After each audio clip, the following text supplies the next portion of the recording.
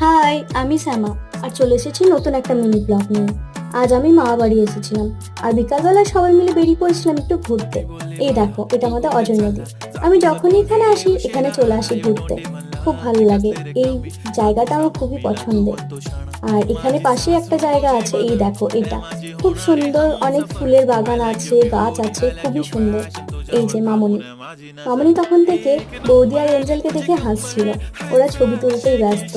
এই যে বৌদি, এঞ্জেল, ছোটি, এই যে হাই করে দিল, এটা এঞ্জেল। আর এখানে দাদা বৌদি ওরা পোজ খুঁজে পাচ্ছিল না ছবি তোলার জন্য।